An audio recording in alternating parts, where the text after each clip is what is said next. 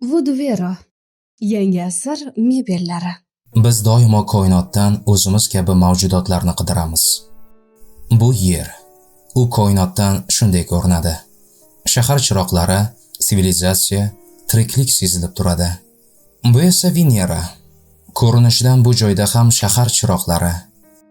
1960-yillarda Yer orbitasidagi teleskoplar va Sovet Venera zondlari kuzatuvi vaqtida Venera yaltirab turgan disk kabi ko'rinar edi. Ayniqsa undagi yarqirashlar yanada shubha uyg'otardi. Bu paytda odamlar hatto uni Venera shahar chiroqlari deb atashgan. Chunki teleskop orqali ko'rilganda u siliq, lekin ichkarida nimadir yaltirayotgandek tuyular edi. Xo'sh, bu nima edi? Oddiy kimyoviy reaksiyami yoki avvaldan mavjud bo'lgan tamaddun izlari, ya'ni o'zga sayyoraliklar manzilimi? Salom, bu YouTube kanali va biz boshladik.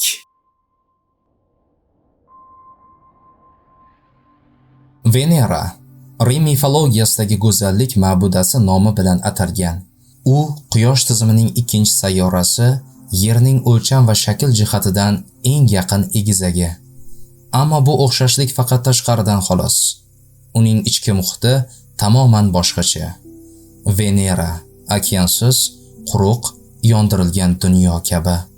Uning havosi karbonat angidridga to'la. Bulutlari esa oltin gugurt kislotasidan iborat. Bu bulutlar quyosh nurlarini yutib yuboradi.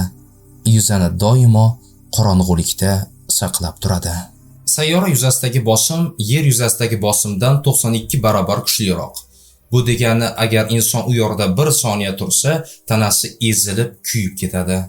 Shu holatda bu sayyorada kim yoki nima yashashi mumkin? Tardigrada. Ko'pincha mitti suv ayg'i yoki mospigli deb ataladi. Bu bakteriya hatto -272 gradus mutlaqo muzlikdan 150 gradusgacha bo'lgan issiqlikda, kuchli radiatsiya, vakuum, bosim, hatto kosmosning bo'shlig'ida yashay oladi. 2007-yilda Yevropa kosmik agentligi uni xalqaro kosmik stansiya tashqarisida kosmosda 10 kun saqlab ko'rgan va u tirik qolgan. Xo'p, u Venerada yashay oladimi? Albatta yo'q. Chunki u joyda harorat 467 gradus. Yerda bir kun 24 soat. Ammo Venerada vaqt butunlay boshqacha ishlaydi. U Quyosh atrofida 225 yer kunida bir marta aylanadi. Lekin o'z o'qi atrofida 243 yer kunida bir marta aylanib chiqadi. Demak, Veneradagi bir kun o'zining bir yilidan ham uzun. Bundan ham g'alatisi, Veneraning aylanish yo'nalishi teskari. Quyosh unda g'arbdan chiqib, sharqqa botadi. Bu hodisa butun Quyosh tizimida faqat 2 sayyora, Venera va Uranda mavjud. Qiziq. Vaqt orqaga oqayotgan bu dunyoda nima o'zgarishlar ro'y berayotgan bo'lishi mumkin? 20-asrning 60-yillaridan beri insoniyat bu olovli sayyoraga bir necha bor zond yuborgan. Sovetlarning Venera missiyalari, NASAning Magellan zondi va yaqinda rejalashtirilayotgan Veritas va Da Vinci loyihalari. Aynan shu missiyalar davomida kutilmagan hodisa kuzatildi. 1967-yilda Venera 4 zondi sayyoraga kirgan paytda aloqa uzilishidan biroz oldin g'alati signallarni tutdi. Atmosfera ichida qisqa, lekin takrorlanayotgan yorqin impulslarni qayd etdi. O'sha paytda olimlar buni chaqmoq deb o'ylashdi. Ammo keyingi missiyalar bu fikrni mutlaqo o'zgartirdi. 1978-yilda Pioneer Venus Orbiter o'tkazgan tahlillar shuni ko'rsatdiki, Veneraning yuqori atmosferasida elektr razryadlari Yer chaqmog'idan 100 marta kuchliroq. Lekin bu chaqmoqlar doimiy, bir maromda, hattoki ritmik ravishda takrorlanar edi. Xuddi shahar elektr tarmog'i miltillayotgandek. Keyinroq NASA Magellan zondi radar xaritalarini e'lon qildi. Radar to'lqinlari Venera bulutlarining ichida yuqori darajada metallga o'xshash narsa borligini qayd etdi. Ular yorqin nuqtalar deb nomlandi. Ko'pchilik bunga shunchaki bazalt jinslari yoki tog'larning metall qatlamlari sabab bo'lgan deb o'yladi. Ammo ayrim ilmiy guruhlar bu signalning tabiiy tog'lar uchun haddan tashqari bir xil chastotada ekanini aniqladi. Ya'ni bu tabiiy shakllar emas, balki tuzilgan struktura bo'lishi mumkin edi. Ba'zi rus olimlari, jumladan Venera 13 va Venera 14 missiyalarini tahlil qilgan Viktor Krasnopolskiy, sayyora yuzasidagi suratlarda harakatlanayotgan soyalarni sezgan.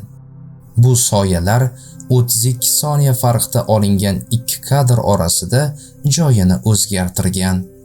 Ular bir xil joyda emas edi. Harakatlanayotgan toshlarmi yoki kamera shisha oynasidagi nuqsonmi? Boshqa olimlar esa bu tasvirlarda optik xatolik bo'lishi mumkin deyishdi. Lekin shunga qaramay, o'sha Venera shahar chiroqlari haqidagi eski afsona yana qaytdi. Sababi endi u faqat oddiy afsona emas edi. Ilmiy kuzatuvlar bilan bog'langan bir jumboq edi. Venera qalin bulutlari quyosh nurini o'tkazmaydi, ammo undagi yaltirashni faqat quyosh nuri bilan tushuntirib bo'lmaydi. 1995-yilda Galileo zondi Veneradan o'tganida, u sayyora atmosferasida fosfin izlarini qayd etdi. Fosfin Yerda faqat biologik jarayon natijasida paydo bo'ladigan gaz. Bu degani, u yerda biror hayot shakli mavjud bo'lishi mumkin. NASA bu natijani qayta tekshirdi. Boshqa teleskoplar ham tasdiqladi. Fosfin izlari haqiqatdan ham bor. Ammo bu hayot degani emas, balki kimyoviy jarayonlar, noma'lum reaksiyalar yoki vulqonlarning faol moddalari ham bo'lishi mumkin edi. Ba'zi nazariyalar hatto shuni aytadiki, agar Yerda hayot paydo bo'lishidan oldin Venerada okeanlar bo'lgan bo'lsa, u yo'qolishdan avval o'z sivilizatsiyasini yaratgan bo'lishi mumkin. O'sha sivilizatsiya yo'q bo'lib ketgach, faqat yorqin chiroqlar, kimyoviy nurlanish, energetik harakatlar qolgan. Biz esa teleskop orqali o'sha nafas olayotgan izlarni ko'rib turibmiz. Bugun olimlar yangi missiyalar, Da Vinci va Veritas yordamida Veneraning atmosferasiga yana qaytmoqchi. Maqsad o'sha yaltiragan, shubhali signallarni bevosita o'lchash, ularning kimyoviy manbasini aniqlash. Ayrim nazariyalarga ko'ra, bu jarayon elektr zaryadlangan atmosfera va kimyoviy reaksiyalar natijasi bo'lishi mumkin. Ammo internetda va ayrim mustaqil tadqiqotchilar orasida boshqa qarash ham mavjud. Bu metall yuzalar sun'iy manbali, balki bu ilgari mavjud bo'lgan texnologik sivilizatsiya izlari yoki NASA radarlarini aks ettiruvchi tabiiy antennalar bo'lishi mumkin.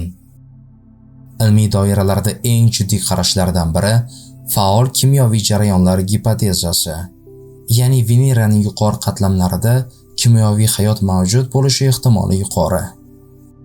2020-yilda fosfin gazi topilgani bu fikrni yanada kuchaytirdi. Agar bu to'g'ri bo'lsa, Venera o'lik dunyo emas, balki faol kimyoviy hayot arafasidagi laboratoriya bo'lishi mumkin. O'sha yorqin nuqtalar hayot izlari emas, balki hayot boshlanayotgan jarayonning belgilaridir. Balki bu kelajakda Venerada hayotning paydo bo'lishi uchun zamin yaratmoqda. 2030-yillarga kelib NASA zondlari Venera atmosferasini kezib o'tib, yuzaga yaqinlashadi va yorqin tog'lar sirini ochishga urinadi.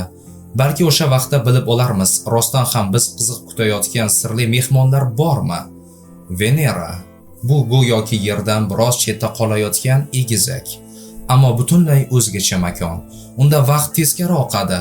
Osmon kislotadan iborat, tog'lari metall kabi yaltiraydi. Balki u biz bilmagan shaklda o'z hayotiga egadir. Azizlar, bu YouTube kanali edi. Agar sizga video ma'qul kelgan bo'lsa, like bosing, obuna bo'ling. Keyingi safar biz sizni yana bir sirli dunyoga olib chiqamiz. Ko'rishguncha.